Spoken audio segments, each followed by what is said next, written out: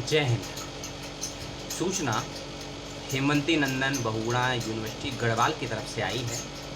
Doctor Ambedkar centre of excellence यानी कि DAC की तरफ से भारत सरकार की एक योजना है जो चल रही है लगभग भारत के 31 केंद्रीय विश्वविद्यालयों में इंक्लूडिंग यूनियन टेरिटरी को मिलाकर। तो उसी कड़ी में ये तीसरा वीडियो है। UPSC यानी कि सिविल सर्विसेज की फ्री कोचिंग को लेकर ये वीडियो है। यदि आप भी शामिल होना चाहते हैं इस कोचिंग में तो जानिए क्या है प्रोसेस, कैसे हो सकते हैं शामिल, क्या है योग्यताएं, क्या है फीस और क्या रहेगा इससे एग्ज़ाम का पैटर्न और क्या होगा सिलेबस। तो ये सारी जानकारी इस एक छोटे से वीडियो में आपको मिल जाएगी। इसी सीरीज़ के 2 वीडियो में बना चुका हूँ। महात्मा गांधी अंतर्राष्ट्रीय हिंदी विश्वविद्यालय और बनारस हिंदू यूनिवर्सिटी का नहीं देखा होगा वीडियो तो देख लीजिएगा, लिंक आपको इसी वीडियो के डिस्क्रिप्शन में प्राप्त हो जाएगा। अब बात करते हैं इस विश्वविद्यालय की PhD के UPSC की जो कोचिंग है 1 जून से लेकर 30 जून के बीच में आप फॉर्म के लिए आवेदन कर सकते हैं, इस बात का ख्याल रखिएगा। www.online.hemantinandan बहुगुणा.ac.in/ambedkar-HNB ये लिंक है। इस लिंक को मैं डिस्क्रिप्शन बॉक्स में डाल दूंगा। इसी लिंक पर जाकर आपको आवेदन करना है इस कोचिंग के लिए, इस बात का ख्याल रखिएगा। अब कुछ ज़रूरी बातें उसको सुन लीजिए, नियम कानून शर्तें वगैरह जानना जरूरी भी है। पहली बात कि केवल अनुसूचित जाति के छात्र छात्राएं ही इसके लिए आवेदन कर सकते हैं। ये कोचिंग पूरी तरीक़ा से निःशुल्क है। 100 सीटें हैं इसके अंतर्गत और 100 में से 33 सीटें यानी कि 33% सीटें महिलाओं के लिए रिजर्व हैं, यानी कि 1/3 सीटें महिलाओं के लिए हैं। और फॉर्म भरने की कोई फ़ीस नहीं है और सिलेक्शन के प्रोसेस में हम बाद में बात करेंगे।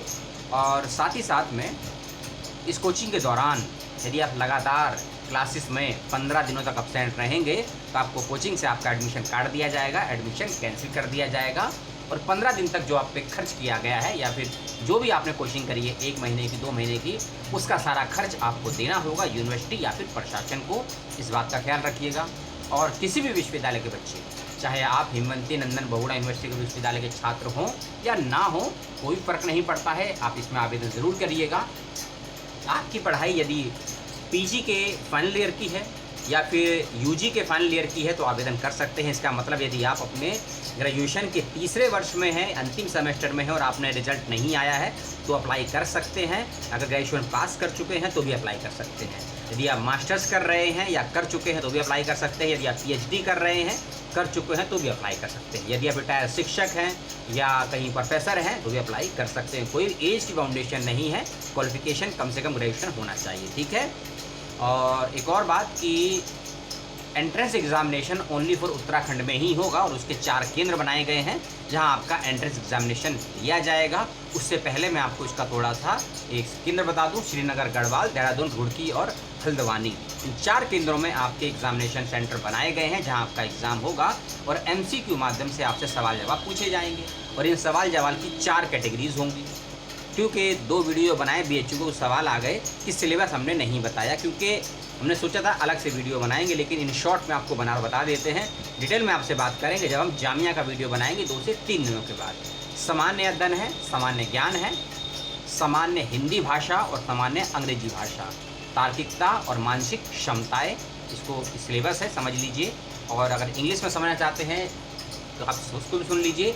इंग्लिश जो कि फ्लुएंसी इंग्लिश होती है उसकी बात की जाएगी, रीजनिंग एंड मेंटल एबिलिटी की बात की जाएगी, जनरल नॉलेज की, studies in English and Hindi की, वो भी जर्नल सामान्य, याद रखिएगा। एक होती है हिंदी सामान्य, एक होती है हिंदी ऑनर्स, इसको विशेष बोलते हैं। उस प्रकार का आपको क्वेश्चन नहीं होंगे, नॉर्मली सामान्य हिंदी होगी। यदि आपने BA प्रोग्राम करा होगा उसमें हिंदी ABC 3 प्रकार की पढ़ाई जाती है। उसके अंदर भी 2 डिवाइडेशन किए जाते हैं, इलेक्टिव एंड कोर का। यदि आप UP के होंगे तो आपको BA पास के अंतर्गत जो हिंदी पढ़नी पड़ी होगी, या फिर आप रीजनिंग के पॉइंट ऑफ व्यू से जिस प्रकार की हिंदी का अध्ययन करते हैं, including grammar point of view, व्याकरण, उस आधार पर आपके क्वेश्चन किए जाएंगे। तो उसमें बहुत कुछ होता है, रस होते हैं, छंद होते हैं, अलंकार होते हैं, समास होते हैं। उसी प्रकार टेंस हैं, सेंटेंसेस हैं, ग्रामर हैं, कीवर्ड्स हैं, इसको देख लीजिएगा, ठीक है। इंक्लूडिंग किसी प्रकार का कोई रिटर्न क्वेश्चन नहीं आएगा, सारे क्वेश्चन ऑब्जेक्टिव टाइप होंगे, नेगेटिव मार्किंग नहीं होगी। एंट्रेंस एग्जामिनेशन के पास होने के बाद के अगले 2 चरण और हैं, 2 स्टेप और हैं, उसकी बात मैं आपसे आगे करूंगा, इस बात का ध्यान रखिएगा।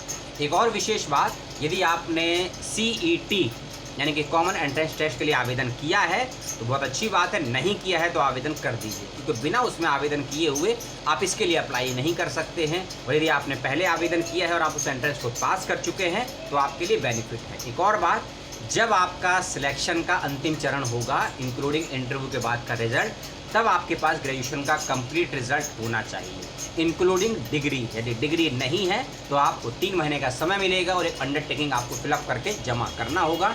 इस बात का ख्याल रखिएगा। ये तीसरी सीरीज़ है वीडियो की और तीनों यूनिवर्सिटियों में ये नियम लागू होगा।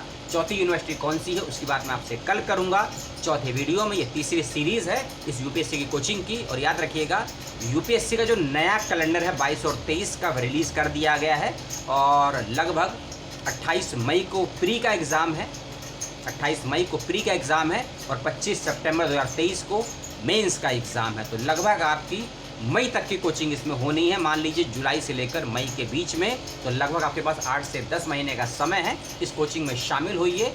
और इस प्रकार की 3 नोटिफिकेशन और आए हैं अलग अलग विश्वविद्यालयों के, उसकी भी आपसे बात करेंगे। इस वीडियो में जो बातें आपको बताई गई हैं उसके सुनने समझने में कोई तकलीफ़ आपको आई हो तो कमेंट करके पूछ लीजिएगा। सवाल किसी भाषा में कीजिएगा, अंड संड सवाल मत कीजिएगा। Email ID, phone number comment box में नहीं, मेरे फेसबुक पेज या मेरे ट्विटर पर जाकर मुझसे मांग लीजिएगा, आपको मिल जाएगा।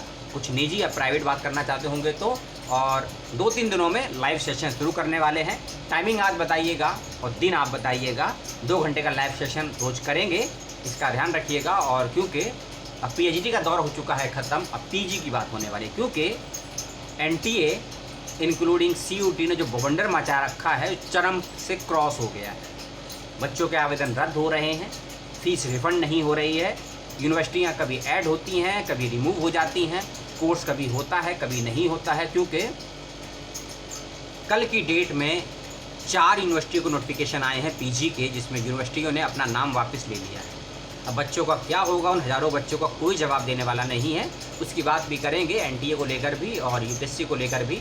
और कुछ पीएचडी के फॉर्म आए हैं उसकी बात करेंगे। और इस विश्वविद्यालय के पीएचडी का रिजल्ट आ गया है। यदि आपने इस विश्वविद्यालय में आवेदन किया था पीएचडी के लिए, इंटरव्यू दे चुके हैं, तो अपना रिजल्ट देख लीजिए। उस वीडियो का लिंक भी यहीं मैं आपको दे दूँगा, आपको समस्याएँ नहीं आएगी। और सभी को शुभकामनाएँ एंट्रेंस के लिए भी, यूपीएससी कोचिंग के लिए। फीस टाइम से भर दीजिएगा पीएचडी वाले बच्चे। और कुछ सवाल हो मुझसे पूछ लीजिएगा। सलाम।